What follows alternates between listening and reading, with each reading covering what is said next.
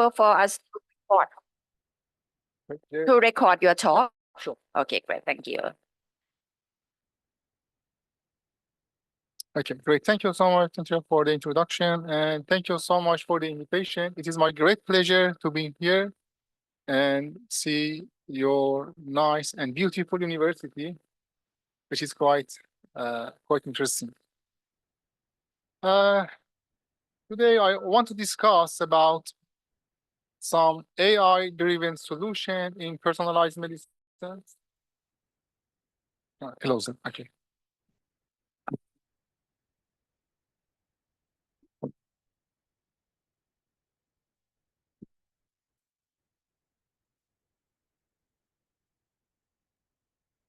It's better now? Okay, great. I am Hamid Rokny. I am the director of Universal Biomedical Machine Learning Laboratory, where we are using AI and advanced technology to provide personalized medicine in different diseases, including rare genetic disorders and disease.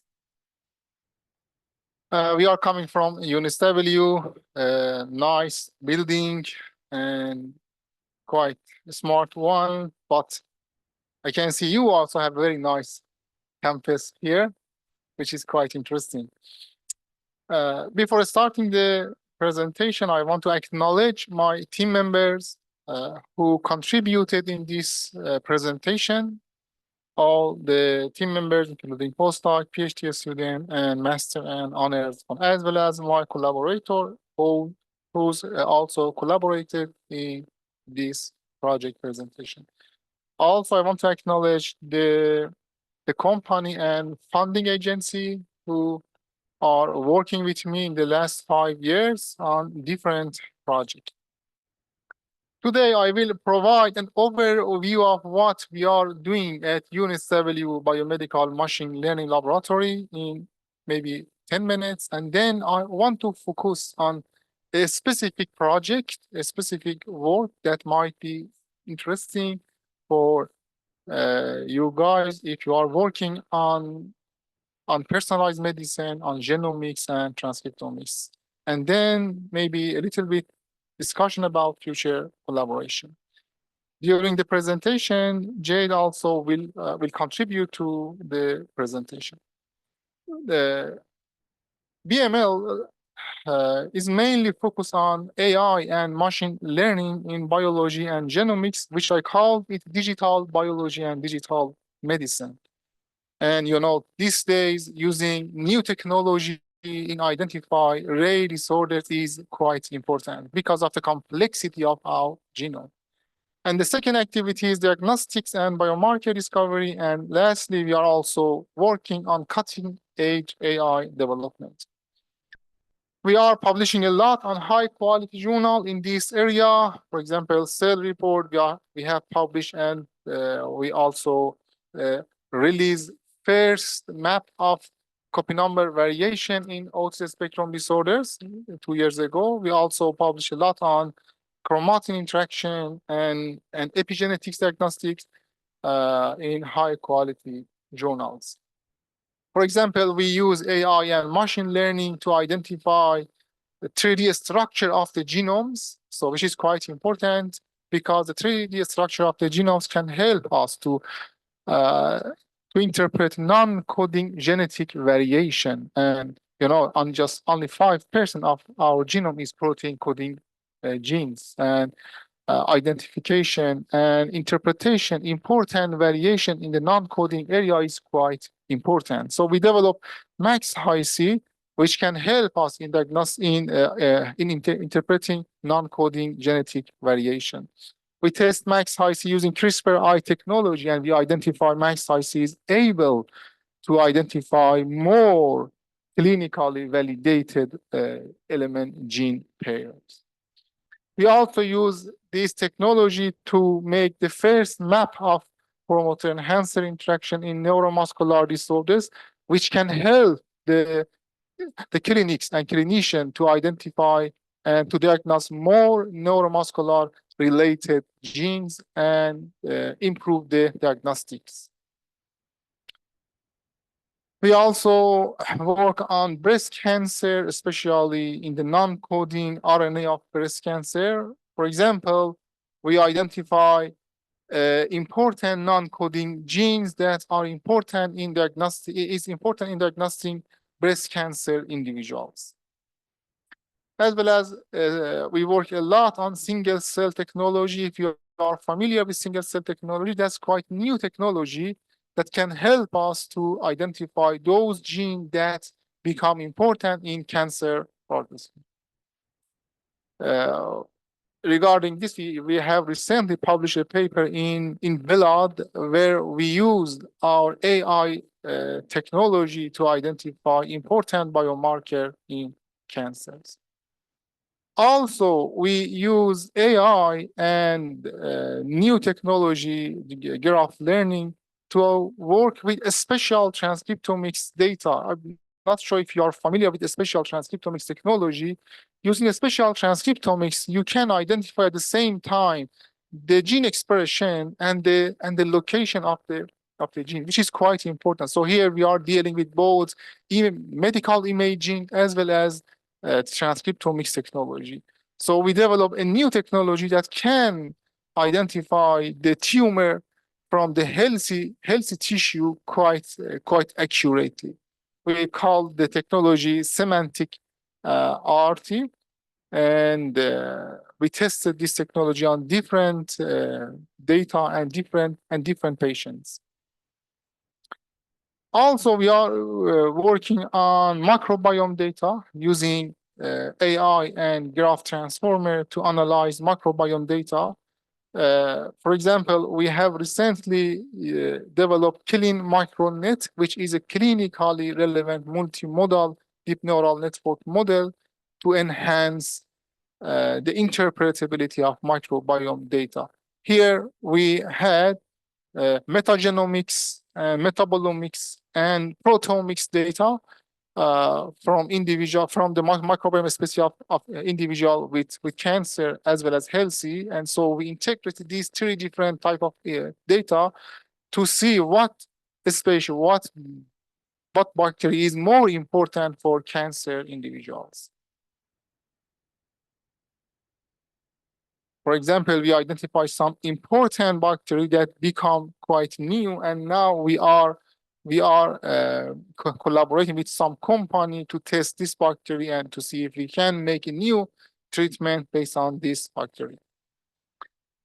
Also, we are working with clinicians at Sydney Children's Hospital working on neurocognitive disorders to develop a tools set that can integrate facial dimorphism, I mean the image, the facial dimorphism, as well as the genomics data to do a better diagnostics as well as to make a treatment strategy. So the story is when you have blood test, after blood test, you need to do some next generation sequencing technology and use those technology to identify the sequence and the variation. And then those clinicians, they need to look at each variation manually to identify which one of those variation might be important. Here, we use AI and medical imaging to do this process quite efficiently and fast. If the clinician, they want to look at the variation, those VCFR, it may take, for example, 2 or 3 weeks, but here we can do this test in just 30 minutes using AI. As well as we develop Phase R or Face AI that can use AI technology and facial dimorphism to identify the type of the disorder. And interestingly, we are incorporating this medical imaging with whole genome data and genomics information to make the association between facial dimorphism and genetic abnormality. Okay, that was an overview of what we are doing in the laboratory. But today I want to focus on tennis, which is one of the most important tools that we have developed recently.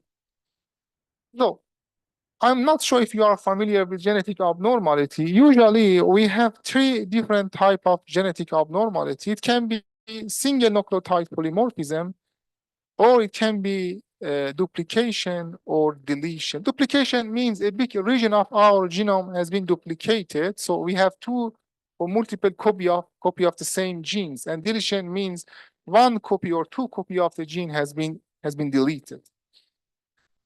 For example, for Down syndrome, we usually have one additional copy of chromosome 21, and because of that duplication, we can see Down syndrome in some individuals.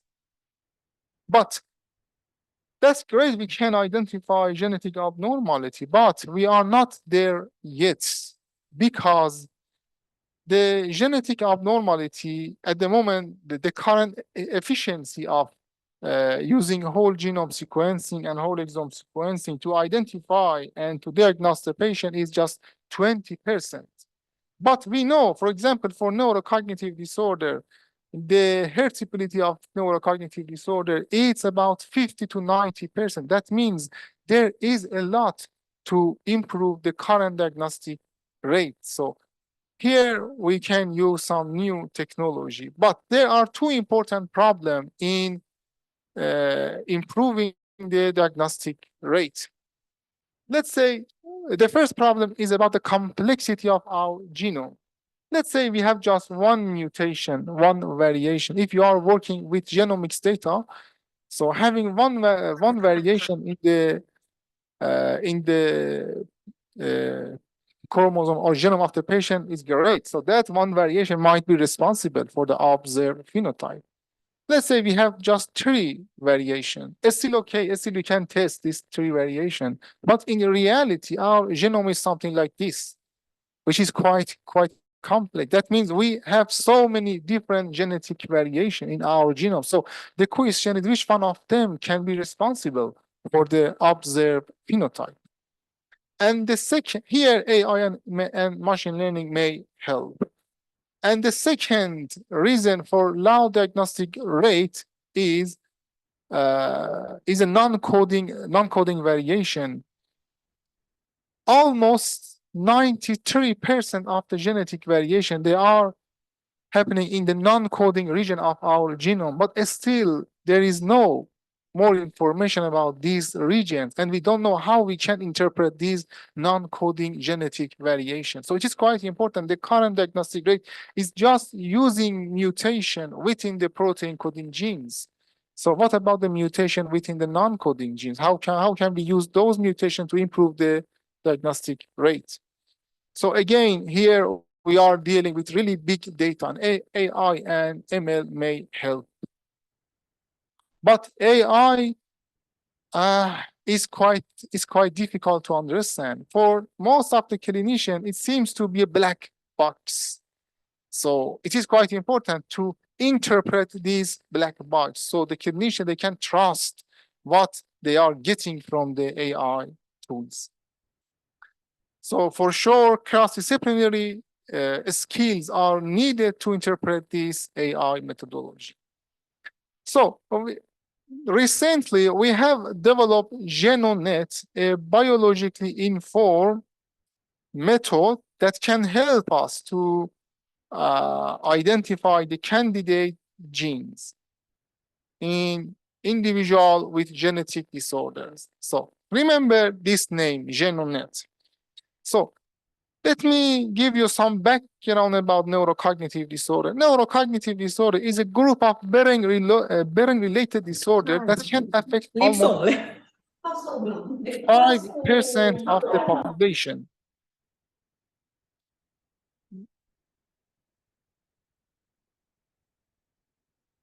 Okay, that can affect almost 5% of the population. So 5% of these brain-related disorder, they are because of single nucleotide polymorphism. Up to 75%, they are due to copy number variation. As I mentioned, big region of the genome can be deleted or duplicated.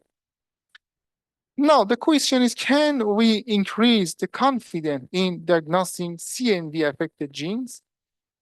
So here we developed GenoNet, which is a novel AI method, interpretable AI-based method that can identify important genes affected by CNV in neurocognitive disorder. This is the architecture of GenoNet. So we have the patient information here, patient genomics data here, and then we have a layer of gene expression, and we have 5 different layers as a gene ontology or pathway, and then the system can make a decision if this patient or if this genomic data is related to neurocognitive disorder or not. It can be applied on any other disorders as well. So we tested GenoNet and benchmark GenoNet with the other available tool set, and we can see GenoNet can identify the individual with neurocognitive disorder more accurately compared to the current existing tool set. Especially we benchmark GenoNet with PNet, which is a published paper in Nature, and which is the currently existing tool set in clinic. And as you can see, GenoNet can do the job much better than PNet, and the accuracy is much better than PNet.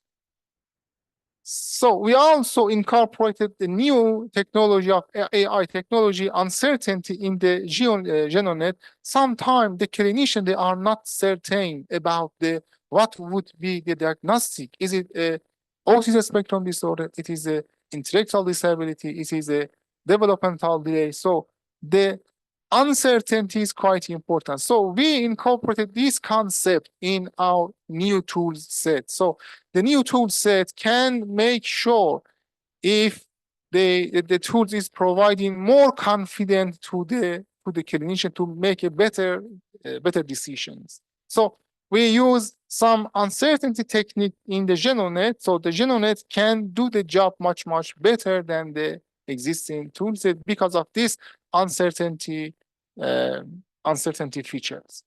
So also one of the important components that we incorporate to GenoNet is SHAP functionality that help us to interpret the result that we are getting from these AI-based tools. So the SHAP functionality can help the clinician to see what genes was responsible for the observed phenotype for each of those gene ontology or pathway component, which is quite important because we want to make the decision based on those genes as well as use the gene list to make a better treatment strategy. So the GenoNet is able to also provide the confidence in terms of the interpretability of the result.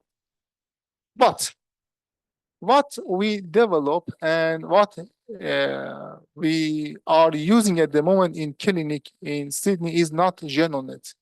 It's Tennis. Tennis is an ensemble version of the GenoNet. So let me give you the context. For neurocognitive disorders, most important tissue might be the brain-related tissue. But sometimes for some of those individuals with neurocognitive disorder, we also have reproductive systems issue, or sometimes we also have immune systems issue. So here we incorporated different contexts based on the different tissue for the GenoNet. So each layer that you are seeing here is GenoNet. So this is a GenoNet specifically for the cortex issue. This is specifically for the cerebrum tissue. This one is the reproductive system, and this one is for the immune system. So this is what we are doing in Tennis, which is a combination of information coming from different tissue. Let's say you have whole genome sequence, which contain single nucleotide polymorphism, copy number variation. Also, if you have RNA-seq data, gene expression data, you can also incorporate that gene expression and RNA-seq data to Tennis as well.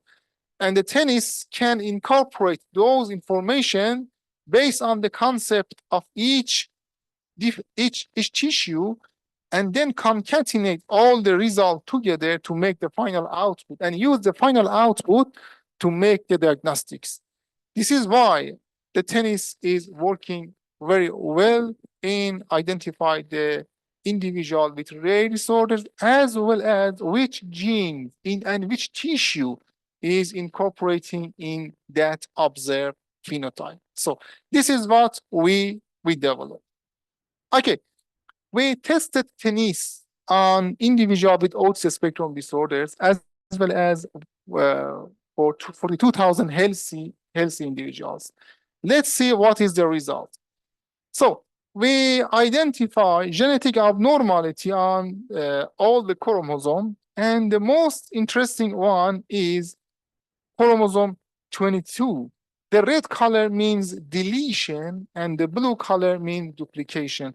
Here, we have a really big signal of deletion on chromosome 22 for autism spectrum disorder. This is quite important finding, because that means if you are doing genetic testing and you are doing whole genome sequence, and if you have copy number variation overlap with this loci, that means that individual are more likely to be autism or to be autistic. Again, this is applicable any other type of rare disorder. We just need to retrain the model based on the new data set for that specific disorders. Also, here we have a big signal of duplication for duplication for autism spectrum disorder. Again, that means if you have an individual with duplication overlap with this region, that might be autistic individuals. We also compare the gene involved in those important regions to identify what would be the gene expression pattern of those genes. As you can see here, most of the gene identified in the peak signals in the peak region, they are expressed in brain tissue, which makes sense because this is the information coming, the whole genome sequence coming from the autistic individual. But some fraction of those genes are also expressed in blood tissue as well as reproductive systems, which is also aligned with the literature. But most importantly, that means this gene list, if you have a duplication in this gene list, your treatment should be based on the immune system, not based on the brain systems or nervous systems. We also use tennis to identify if we are able to detect genetic abnormality in male versus female. So as you can see here, this is a genetic abnormality for female, and this is for the male. This is a deletion, this one is duplication. Tennis is quite accurate in identifying female specific genetic abnormality. This is the same region, this is a male, this is a female. We have a big signal for female. That means if you have female patient and you got the whole genome sequence from that female patient, and if there is a duplication in this region, that female are more likely to be autistic. Also, we identify female specific deletions. Okay, so we can use tennis to identify genetic abnormality in the clinic, right, which is important. But what about validation? How can we validate if tennis is doing the right thing, if it's identifying the right genes? Here we use GDC dataset, which is those genes which has been validated by clinician, and we tested if how many of the gene identified by tennis also have been reported by other clinicians. So we just got 500 best genes reported by tennis, as well as we performed permutation analysis here. We got 500 random genes from the all protein coding genes, and do this analysis 1,000 times. So as you can see here, in the random permutation, in the permutation analysis, we are getting in average 25 or 30 genes that are neurocognitive related genes. But out of 500 top genes become from tennis output, we had 53 genes that are neurocognitive related genes.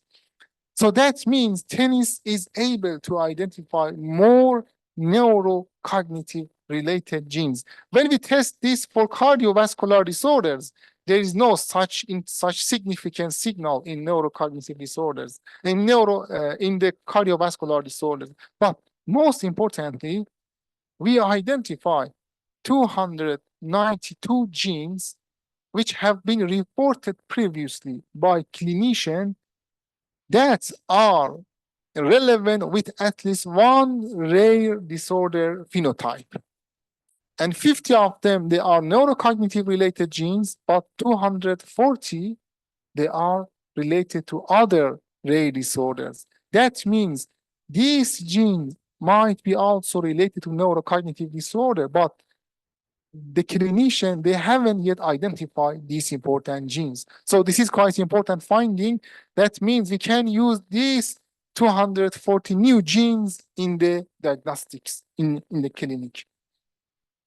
But the next question is, can we use tennis to discriminate neurocognitive disorder? It is a kind of a spectrum disorder. So it is quite important if we can discriminate neurocognitive disorder to different phenotypes. Here, I think Jay can talk about this finding.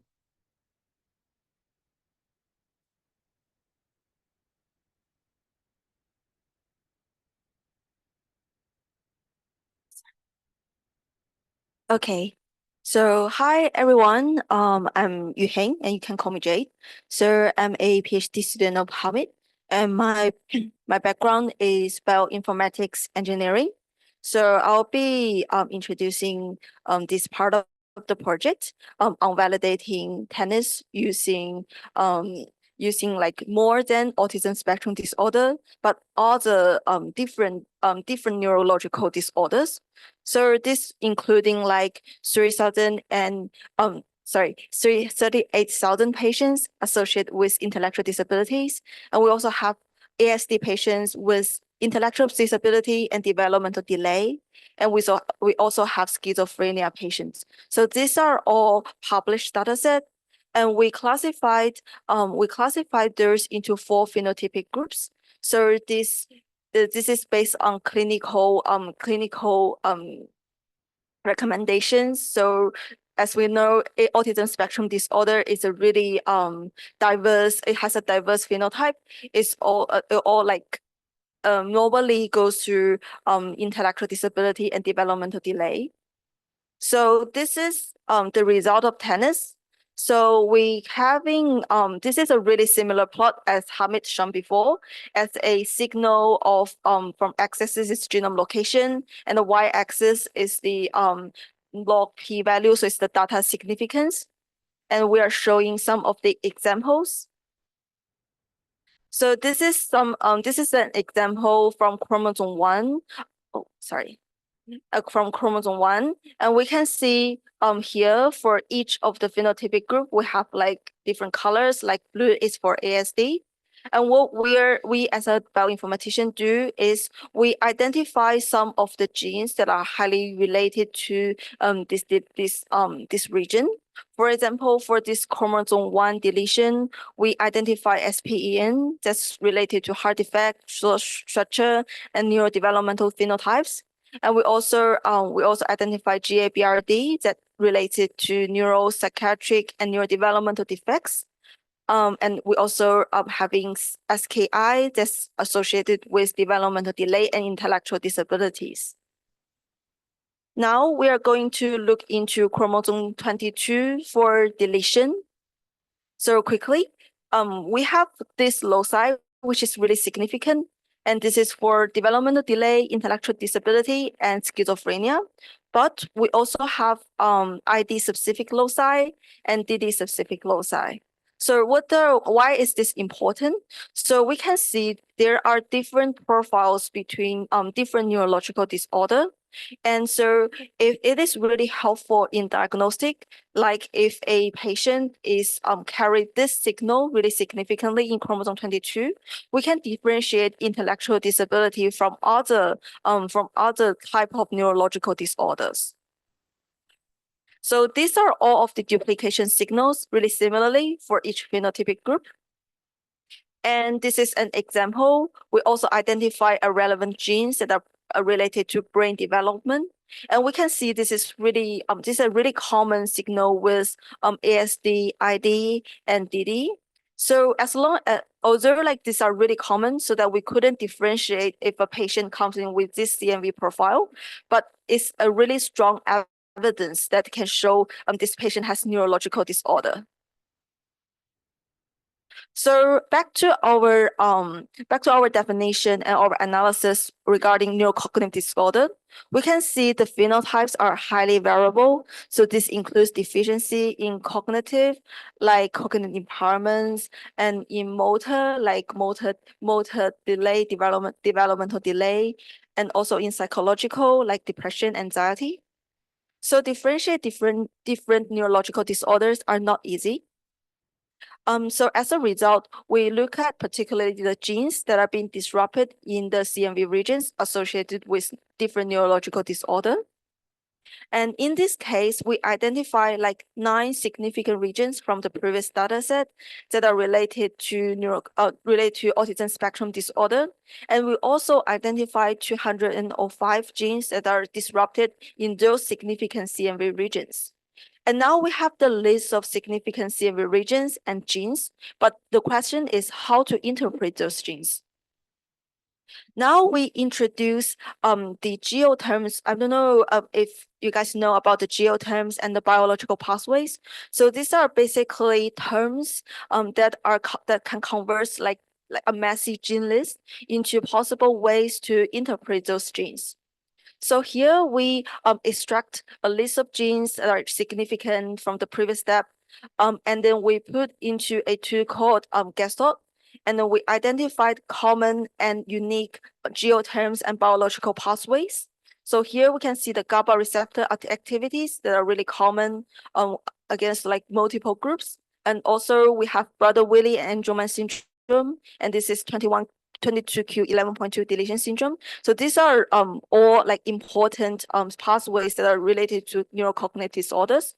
But we also interestingly found some of these pathways that are not directly related to neurological disorder that have high significance with one of these groups. For example, the intermediate filaments cytoskeleton. These are related to intellectual disability and developmental delay. And this is a keratinization. This is a cell process also related to the same group. So this means that because neurological disorder has a variable phenotypes, so with patients that are not directly related to the brain regions or the or like this really typical phenotype profiles, we can also do analysis on their CMV profiles, and within this within like this geoterms expression, we can also diagnose them with neurological disorders. But like this is not end of stories. So what we are doing as clinicians is like we're looking for more information, including literatures of the identified genes. So what we are doing is we had a look into the literatures and we identify any hypotheses that are related to the genes. And this takes time. So we are planning to develop large language model that integrate with tennis and can help solve this problem. We also look at the tissue expression profiles, as Hamid mentioned before. We really interesting found that the neurological disorders are in a multi-disease context. So we can see it's not only related to brain regions, but it also has like for nervous system, for immune system, and also for reproductive system disorders. And we classified into 11 groups. And we can see some of them are the cardiovascular system, like some of the tissues are common expressed, like they have high expression of the genes with multiple groups. But for gastrointestinal and for some of our nervous system, for some of the other groups that are only have one group has genes are highly expressed in there. So we also look at the non-coding regions, as Hamid mentioned before, that we are missing more than 90% of the human genome information because these are non-coding. So one of the hypotheses is that copy number variants in the enhancer region may have potential effect in disrupting in the promoter regions of the other genes. So from this plot, from this diagram, it is showing that, so this is the gene and and then this is the promoter. So it's in the upstream of the genes. So by silencing this promoter, it will have an effect on the gene. So if we're having effect on the gene, will possibly cause the phenotypes. And so here, it's an enhancer region. It's another region that's really important. It's in a different location from the gene and the promoters, but it can bind to the promoter by transcription factors and mediator proteins. And by changing the functions of the enhancer regions, it can indirectly affect the promoter and the gene expression. So this is so how can we verify those hypotheses? We use like high-C technology to identify the interacted regions. So this is basically the contact map. So the X and Y axis is the genome location, and the values are interacted frequency, which is the blue one is the low frequency, and red one is the is a high frequency. So we can see that all the regions are highly interacted with themselves, but there is also some other interesting results that it can see there are some interactions between different locations within this chromosome.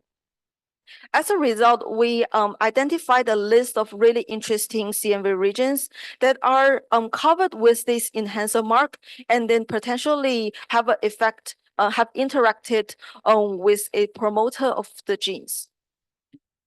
So this is an example showing one of these important CMV regions. We can see this red one is the actual CMV regions, and by the arc diagram, the high-C arc, we can see it's been significantly interacted with these regions. And this region has been overlapped with those enhancer mark, and also showing that it's really important, showing it's really important in this region and proves our hypothesis. So our findings of this validation is that we identify new genes associated with these phenotypes, and we also identify new novel regions associated with a neurological disorder that are not yet incorporated with this clinical context. And we are also planning to improve tennis. So we plan to tailor tennis on a published autism trio data, so sourcing from autism CRC biobank cohort. And so this is having 437 families with programs was diagnosed with autism spectrum disorders. And each program has more than 100 significant whole genome sequencing CMVs. So this is a really large data set. And within those data sets, we can validate tennis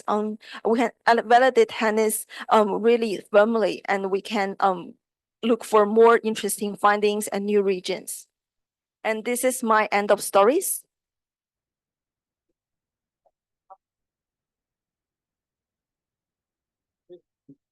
Okay, so we have developed tennis.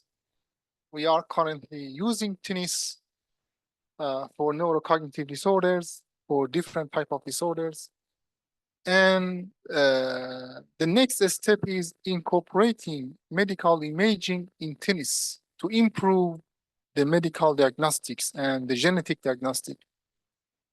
So I think having tested tennis on other rare disorder should be quite interesting. So getting access to any other type of disorders related to what you are doing here is quite interesting, and it may help us to refine the tennis, as well as we might be able to reapply tennis on other disorders as well. We are also quite interested in using ethical AI in medicine when we are using, for example, tennis. So, for example, tennis can provide quite more information about the decision that it is making for the clinician, as well as everything is transparent and is quite interpretable. So it is quite important to have such ethical and transparent AI applied in medical diagnostics. So thank you so much, Guy, for considering attention this presentation.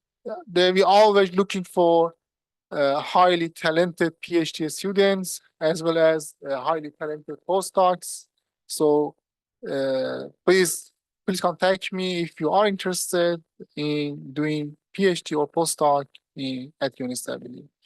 And again, thank you so much for all the team members and the laboratory who help us in achieving this outcome. If there is any question, I would be happy to answer. Yeah, thank you very much for very interesting talk and how to use artificial intelligence and bioinformatics tools to analyze the genomes and multi-omics data, including the patient phenotype as well. Mhm. And we have the question here. I have like a very simple question. Where does the name tennis came from?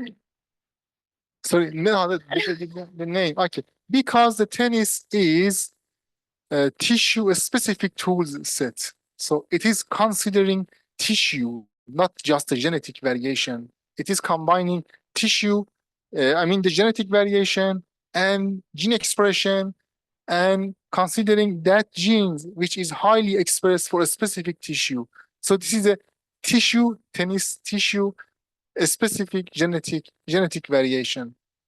So T for tissue, A for a specific tissue specific genetic variation. For the tissue, does it have to be from the same person who No, give you the genome No. data?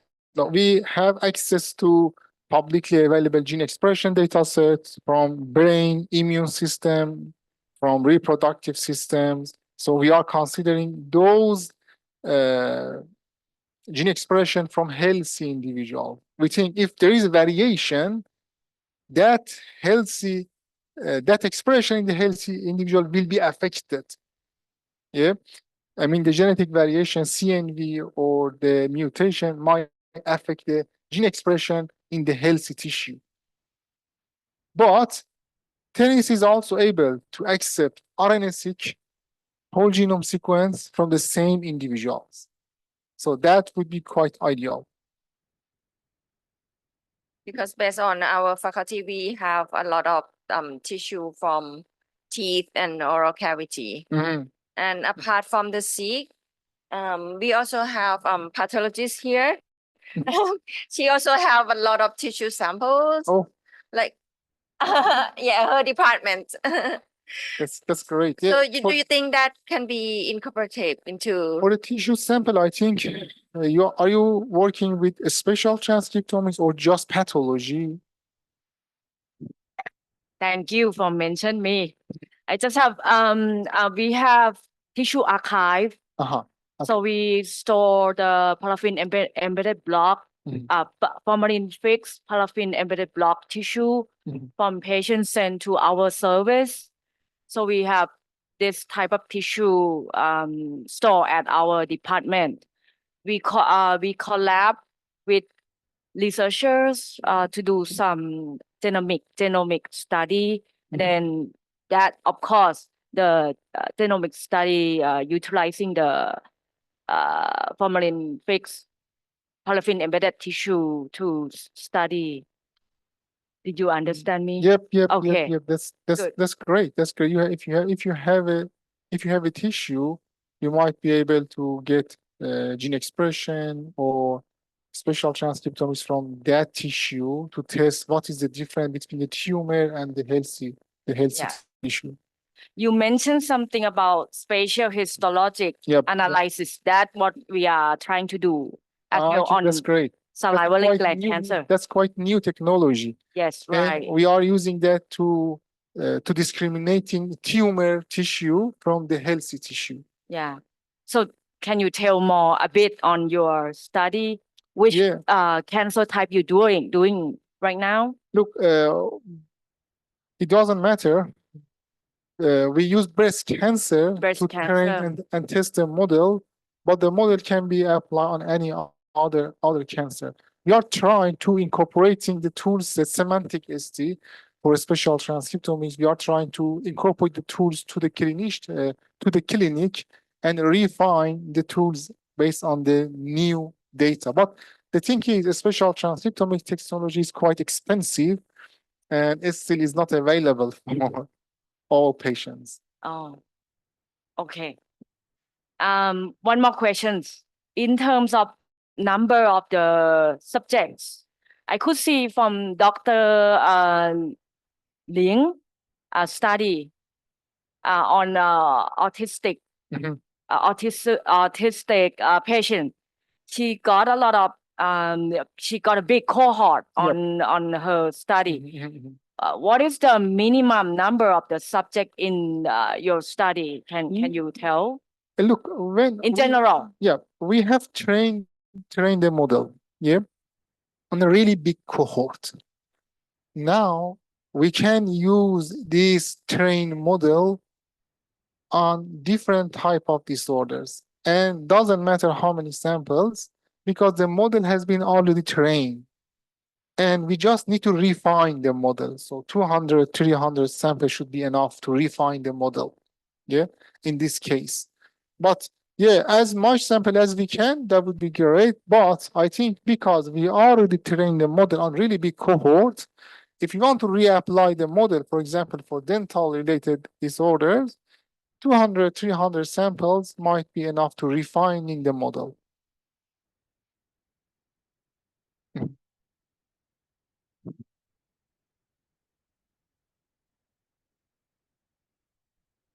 Okay, I have like a simple question as well. So if we use these tennis techniques for finding like a novel mutation, so we don't know that this mutation can cause like gain of functions or the loss of function. So how can these tennis predicted the mRNA's pattern? The RNAs? The mRNA pattern, the RNA-seq, SIC, I don't know that okay. it's predicted, or we have to have like the data by like our lab by itself, or What the tennis can tell you is about the prioritization of the genetic variation. Which one is more important and which one can be related to this disorder or to this patient. But in another project, we are using another AI method where we are also incorporating AlphaFold concept from the new release AlphaFold toolset, in which we can give the AlphaFold a list of variation, and that can give us what type of protein structure might be changed because of that variation. I think that's the next step of our study, which we are working at the moment on that project. Since you trained them, did you notice that difference between the RNA expression of autosomal recessive disorder and autosomal dominant disorder? Between the- autistic and Autosomal AR and AD disorder. okay. When you link it and then you find the candidate variants, you differentiate between the disorder, or you The combine? gene list, yes, there are different gene lists between autism spectrum disorders and ADHD, if you mean, or other type of neurocognitive disorders. The gene list is different. They have some common gene as well as some unique genes. But regarding the gene expression, as Jay discussed about that gene expression pattern, most of them, they are expressing in common tissue, but there are also some unique tissue that are highly expressed for autism spectrum disorder, or highly expressed for ADHD, or highly expressed for developmental delay. So they have some common and specific patterns. And the level? Do you use the level of RNA expression for your model training? No, we didn't test the level of the RNA expression. Yeah, but that's quite interesting question. Yeah, that is her question. Because we see many cases, and then if the patient are autosomal recessive disorder, Mhm. most of the cases will have reduced RNA expression of that Mhm. certain gene. Yeah, that's But instead, the autosomal dominant disorder, the level might not be yeah. affected. The thing is, for that type of a study, we should have the gene expression, I mean the RNA-seq and whole genome from the same individual to test the level of the RNA expression, which is not easy, especially when you are dealing with brain-related disorders, you know?